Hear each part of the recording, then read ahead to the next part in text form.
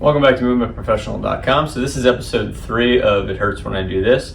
Today we're going to go over shoulder pain when we're reaching the hand behind the back. All right, so there's 3 categories that we want to look at when we're trying to understand this presentation as well as to remedy it. So the first thing is we got to understand what's the ideal posture that we want to be in when we're trying to move in this direction.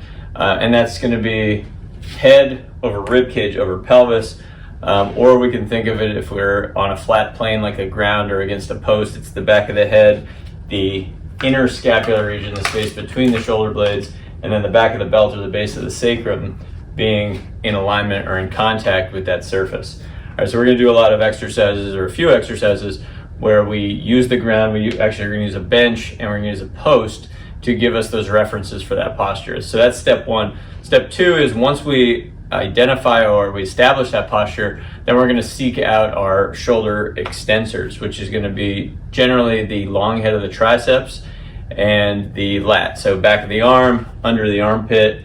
Those are the 2 areas that we're going to look at to try to move us into shoulder extension, and then we can add adduction, internal rotation into the mix. But we want to make sure we're doing it from a place of engaging those shoulder extenders.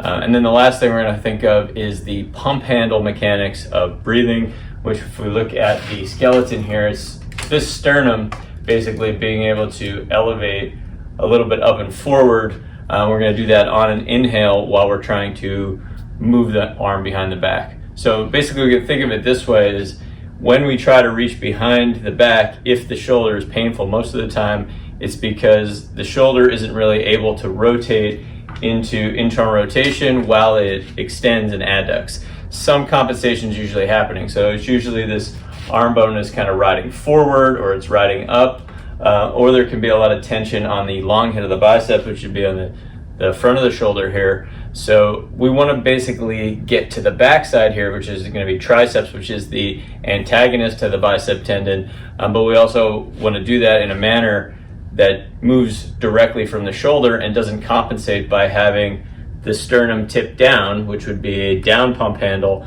And so if a lot of times you'll see this arm go behind, shoulder rolls forward and up, head kicks forward, and then the pump handle comes down. So we want to do kind of the opposite of all that. We want to establish the posture, head over rib cage over pelvis, and then we want to reach back in a manner that drops the shoulder and moves it into pure extension, which is going to feel like, okay, I'm engaging my tricep, shoulders down, not forward, and I'm going to also feel this lat because both of those are shoulder extensors. And then from there, we can start to reach behind. And what we're going to find is that the arm doesn't actually move as far as if we were just doing it this way, but we'll often have a lot less pain because we're moving from where we want to move to. And then we can, over time, improve that range of motion where it's coming more truly from the shoulder glenohumeral joint and doesn't have all of these compensations.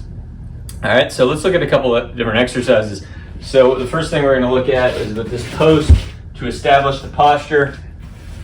We got back of the head, space between the shoulder blade and our scapular region, back of the belt is the base of the sacrum. All right, I'll show this on the left side. So I have those contact points established, and then I'm going to reach my arm away from the ear first, and then behind me as far as I can go. I feel the tricep tense up, I feel the lat tense up a bit, and then from there I'm going to reach across, create a little adduction, still maintaining the tricep and lat engagement, still maintaining the posture, and then I'm going to try to move the arm, bend the elbow, and move the hand towards the opposite shoulder blade. It's not going to go that far, and I have this nice thick post here, which is actually a nice element to this exercise, because I can't go very far before my hand starts to touch the post.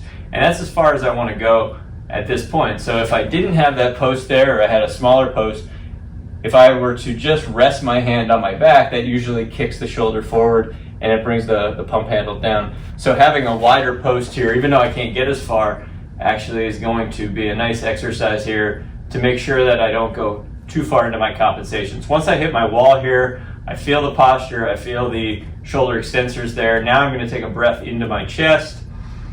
I feel that pump handle raise up. I don't lose any of the postural cues, and then on the exhale, maybe I'll try to go a little farther. Breathe into the pump handle. Exhale, abs, I reach a little farther, more lat, more tricep. All right, I can do that for a couple breaths, see how far I can get it moving. All right, so I don't need the post to be this big, but this is the one that I have available, and it works just well. You can use a skinnier one like a squat rack as well. So we can do something similar using a nice big bench here. I'll show you from this perspective. Heels on the bench, back of the head on the bench, and then I feel the inner scapular region and the base of the sacrum there. I'm going to do a little pelvic tilt to get that base of the sacrum a little flatter on the bench. All right, and then I'm going to do the same idea, is reach the arm down. Now gravity's helping me a little bit, so I might be able to go a little farther, but I still want to identify the tricep and lat, and I want to make sure that the shoulder reaches away from the ear. When I run out of room there, I'm going to adduct across, and then I'm going to bend the elbow, internally rotate the shoulder, reach the hand towards the opposite shoulder blade. So in this case, I don't want the hand to come in contact with the undersurface of the bench. Once I run out of room there, I'm going to take a breath into my pump handle. On the exhale, tighten things up, try to go a little bit farther. All right, so very similar to what I did on the post.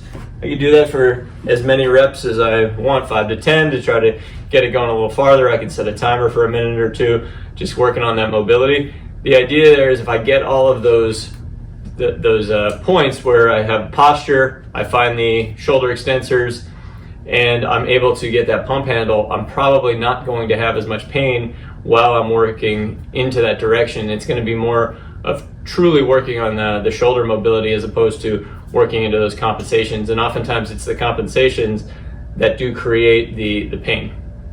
All right, so then if the last thing we can look at is more specifically at the pump handle, we take a ball, this is a Coregeous ball, a nice soft ball, we put it right on the sternum, and we'll use the bench again here. I'll show it on the right side this time. And I'm gonna just rest my sternum right on the Coregeous ball, and then I'll get into some type of modified plank position. All right, I still wanna be mindful of my posture, head, rib cage, pelvis, so it'll be a little bit of a tilt here. And then I'm going to reach the arm again, and then I'm gonna go around the back or towards the opposite shoulder blade. Once I run out of room, I'm gonna take a breath into the ball. Feel the pump handle move into the ball. Exhale, tighten up, reach a little bit more, and I'll repeat that process. Another inhale, raise the pump handle. On the exhale, move a little bit forward. All right, so no matter what exercise I choose, the concept's all the same. I gotta think of establishing the posture, head over rib cage over pelvis. Then I wanna find those shoulder extensors, long headed tricep, lats. If there's other ones you can think of, those are the two main ones. So it's basically back of the arm, under surface of the arm. And then I want to find that pump handle on the inhale. I want to make sure that that raises up so I'm not caved in, so my head, and that's going to also kick the head forward. So oftentimes the posture and the pump handle and finding those shoulder extensors, they all go hand in hand. If you don't find your shoulder extensors, you're usually going to be in a posture you don't want to be in. If your pump handle is down, your head's usually forward and you're out of posture. Hopefully that makes sense. If you have any questions, you can go to movementprofessional.com. I'll see you next time.